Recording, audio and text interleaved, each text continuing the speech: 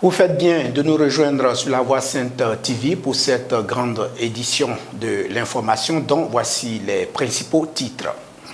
Après les événements militaires de Bouaké, le chef d'état-major ivoirien dresse le bilan. 359 lieux de culte chrétiens ciblés au Pakistan, en Afrique centrale et en Inde en 2017 selon l'index mondial de persécution des chrétiens. Et puis, bientôt une course de rallye en Algérie. Les organisateurs du rallye de Dakar réfléchissent à ce projet après plusieurs années d'interruption de cette course. Bienvenue à cette édition de l'information. Selon l'index mondial de persécution des chrétiens 2018, environ 359 lieux de culte chrétien ont été ciblés au Pakistan, en Afrique centrale et en Inde l'année dernière. C'est l'information que rapporte une structure d'aide aux chrétiens persécutés. Jean-Jacques Denis.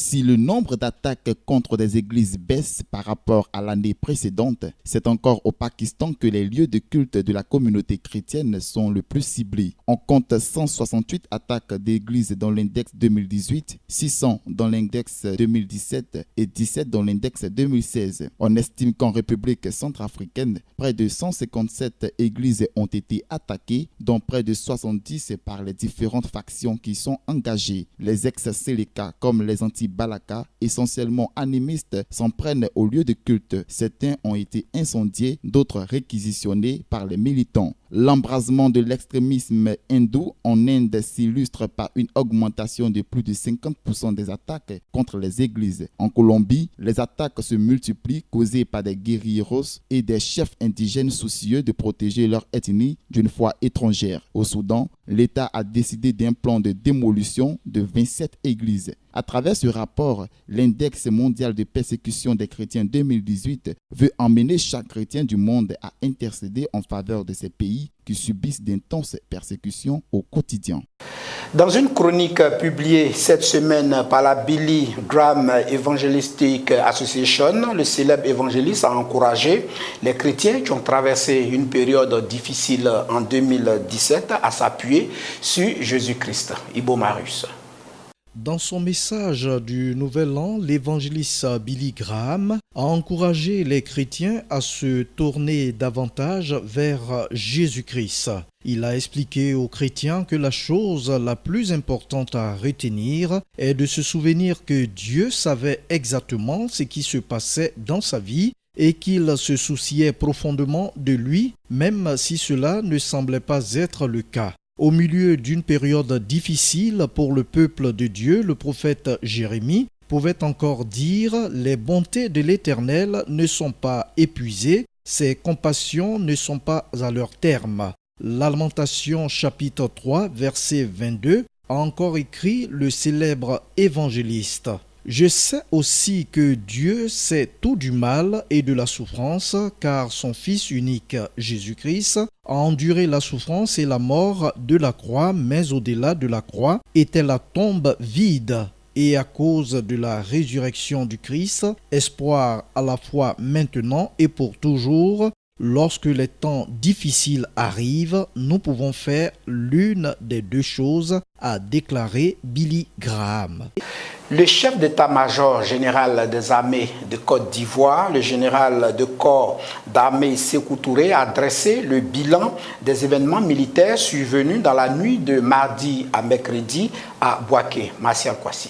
Suite aux événements survenus le vendredi 5 janvier dernier, un groupe de militaires de certaines casernes de Bouaké s'en est pris au cantonnement du Centre de coordination des décisions opérationnelles, en abrégé CCDO, situé dans le quartier Sokoura, dans la nuit du mardi 9 janvier 2018, explique le général de corps d'armée dans un communiqué. Au terme des tirs qui ont pris fin aux environs de minuit, le bilan s'établit comme suit. Un blessé léger pris en charge par les services de santé, 2 véhicules incendiés et un autre endommagé, des locaux du CCDO mis en feu. Alertés, les sapeurs-pompiers de la 3e compagnie ont très vite circonscrit l'incendie, poursuivi le communiqué ajoutant que le procureur de la ville de Bouaké et la gendarmerie nationale ont procédé au constat d'usage en vue d'approfondir les enquêtes en cours afin de mieux situer les responsabilités. L'état-major général des armées a immédiatement pris les dispositions pour renforcer la sécurité dans la ville de Bouaké rassure le chef d'état-major qui note que depuis ce matin, aucun incident n'est signalé.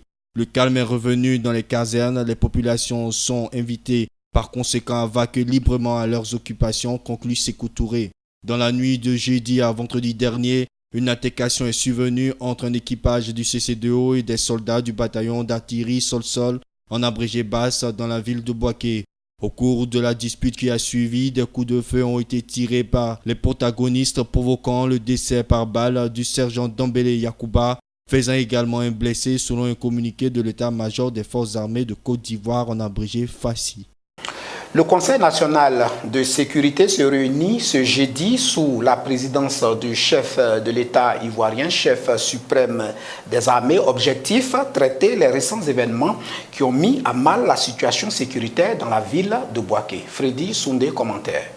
Un affrontement a éclaté vendredi à Bouaké entre les éléments du Centre de coordination des décisions opérationnelles CCDO et des militaires. À la suite de ces événements, des éléments de certaines casernes de la ville s'en sont pris au cantonnement du CCDO, causant de nombreux dégâts matériels. Selon un bilan de l'état-major des armées, 2 véhicules ont été incendiés, un autre endommagé et les locaux du CCDO mis à feu. On dénombre également un blessé. Cette situation a plongé les populations dans la psychose. 35 futurs leaders impliqués dans le projet de construction de l'Afrique de demain bénéficieront d'un programme de formation de haut niveau dénommé Lead Campus. Ange Sacré, commentaire. La formation est constituée de cours sur les fondamentaux de business, de modules leadership. L'objectif est le renforcement de leur vision, leur capacité à innover et de leur développement et de développer leur projet de façon cohérente avec les enjeux du continent africain. Les leaders seront au cours de la formation encadrés par un mentor, un professionnel expérimenté qui partagera son expérience, son savoir-faire et son réseau. Le certificat Leader Campus constitue une réponse adaptée aux besoins des entreprises et des talents africains pour parfaire les formations initiales. Fruit d'un partenariat entre l'Institut supérieur de management de Dakar, l'Université du Cap en Afrique du Sud, Sciences Po Exécutive Éducation et l'AFD, le programme Leader Campus délivre un certificat commun aux 4 partenaires pédagogiques. Cette formation est ouverte aux personnes du secteur privé comme à celles du secteur public, aux entrepreneurs, aux responsables d'ONG, au cadre de l'administration. Selon une étude de l'Institut Market Bureau d'études privées basé à Londres, le secteur manufacturier a fini en 2017 en battant tous les records. De l'Europe à l'Asie, en passant par les États-Unis, l'industrie est en plein essor. Et l'Organisation de coopération et de développement économique table sur une croissance mondiale de 3,7% en 2018, nous dit France Conan. La Chine reste le moteur de la croissance mondiale. Les enquêteurs de l'Institut Market ont constaté un véritable succès du secteur industriel en Chine. La preuve, l'indice PMI chinois est au plus haut depuis 4 mois. De leur côté, les industriels irlandais, grecs, néerlandais ou encore espagnols ont tous connu en 2017 une croissance de leur activité inédite depuis plusieurs années. En Allemagne, le secteur privé a enregistré en décembre son taux de croissance le plus soutenu en plus de 6 ans et demi en dépit de la crise politique qu'a connu le pays. La croissance du secteur manufacturier britannique s'est enlisée en fin d'année. Après le mois de novembre le plus actif depuis 4 ans, l'indice PMI britannique s'est établi à 56,3 en décembre contre 58,2 en novembre. La Grande-Bretagne ne quittera l'Union européenne qu'en 2019, mais l'incertitude sur les relations futures entre ce pays et les 27 pénalise son industrie et particulièrement son secteur automobile. Les industriels britanniques réduisent leur investissement et attendent avant d'y voir clair. La Chine a finalement mieux résisté que prévu. Une bonne surprise donc qui a immédiatement fait monter les bourses asiatiques. En Tunisie, la hausse de la TVA et des contributions sociales entrées en vigueur au 1er janvier 2018 ne passe pas. Des manifestations contre la vie chère dégénèrent dans plusieurs villes de la Tunisie. En Tunisie, 7 ans après le printemps arabe, la hausse des prix ne passe pas. Résultat, des manifestations contre la pauvreté et le chômage ont éclaté dans plusieurs villes du pays. Des protestations qui ont dégénéré en affrontements avec la police, bilan un mort à Tebourba à l'ouest de Tunis et une quarantaine d'arrestations. 10 gouvernements successifs en 7 ans et seulement des promesses de liberté et de démocratie. Les problèmes se sont accumulés depuis 7 ans. Les politiciens continuent d'observer les pauvres tout en profitant de leur vie. À l'origine de la contestation, une campagne citoyenne menée par de jeunes militants, soutenus par le principal parti d'opposition tunisien. Ils appellent à poursuivre les manifestations. Objectif, faire reculer le gouvernement sur son budget d'austérité.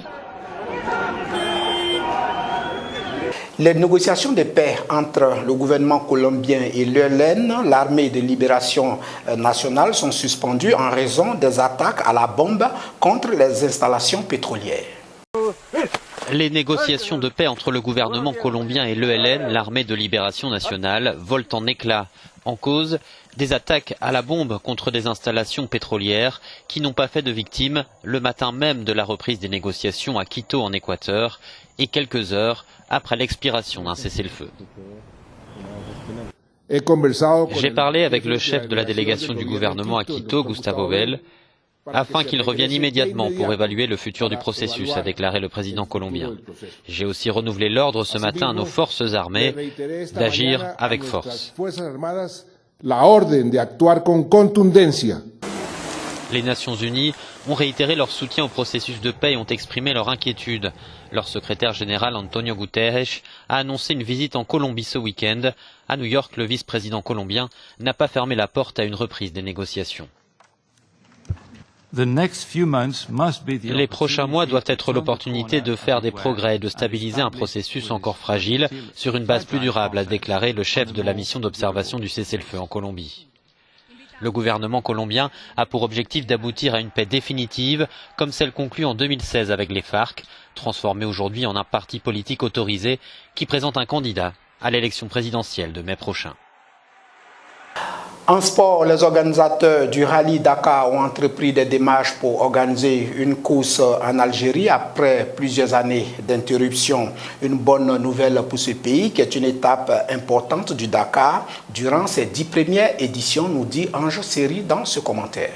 Après 25 ans d'attente, l'Algérie pourrait accueillir une course du Paris-Dakar. En effet, selon les autorités algériennes, les organisateurs du Dakar ont entrepris des démarches et ont transmis une demande officielle pour la tenue de cette course.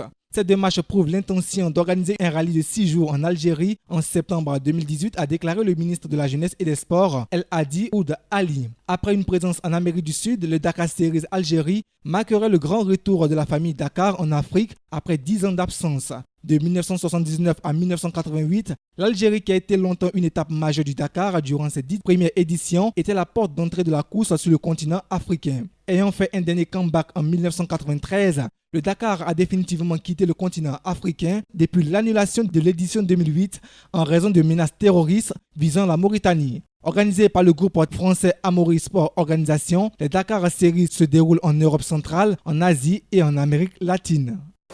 Ainsi prend fin ce cadre de l'information sur La Voix Sainte TV. J'ai eu beaucoup de plaisir à vous présenter ce journal. Bonne suite des programmes sur nos antennes. Shalom.